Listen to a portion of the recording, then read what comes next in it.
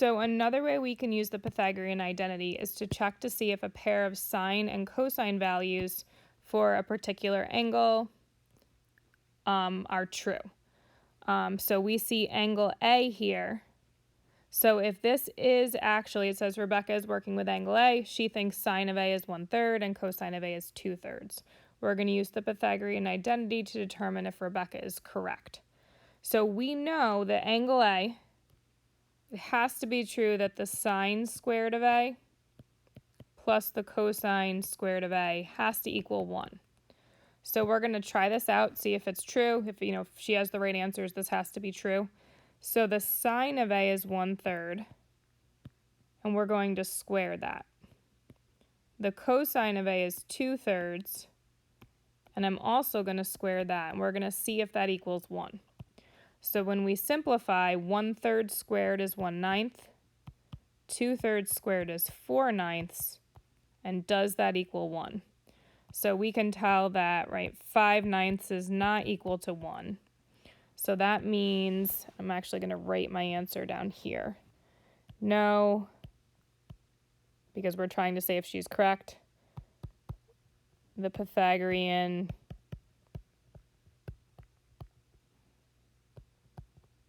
identity does not work.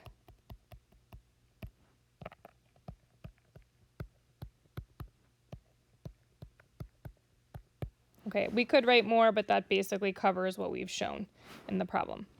So the part B, Rebecca checks her work and finds that her value for sine A is correct. So this value is correct, but the value for cosine A is not correct.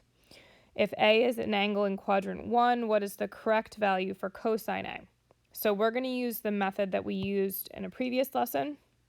Whenever we have a value of one trig function, we can draw a picture to find the other ones. So here my angle terminates in quadrant 1. The sine of A is 1/3, so that's opposite over hypotenuse.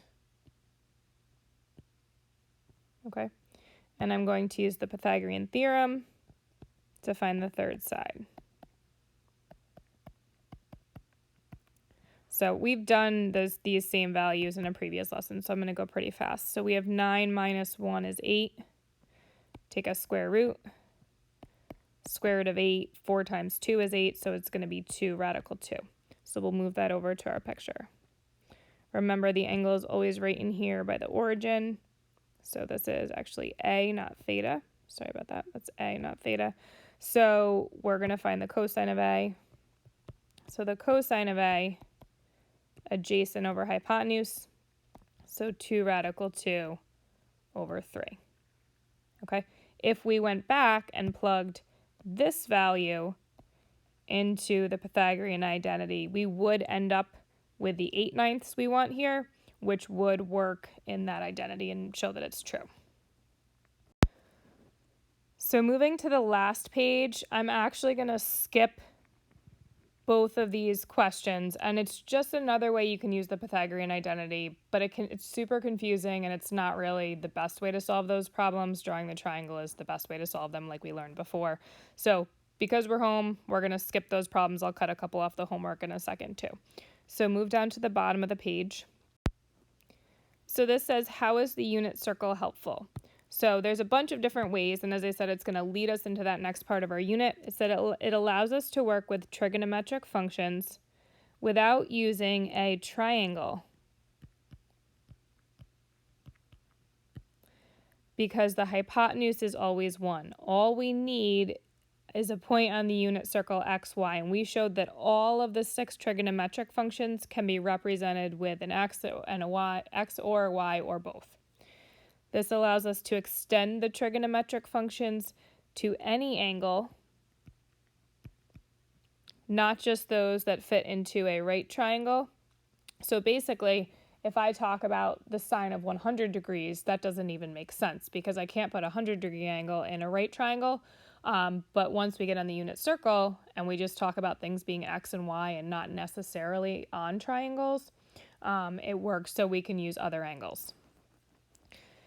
Next point, the value of x on the unit circle is the cosine of the angle that intersects there. The y value is the sine of the angle that intersects there. Another mean point, it allows us to find trigonometric values of the quadrantal angles, where we cannot draw a triangle. So with a right triangle, I can't talk about something like the cosine of 90. Okay, but when I think about the unit circle, and I'm up here, and that's the point 0, 1, cosine is x, so I know the cosine of 90 is 0. Point F, it gives us the blank showing a relationship between the sine and cosine of any angle, so it gave us the Pythagorean identity.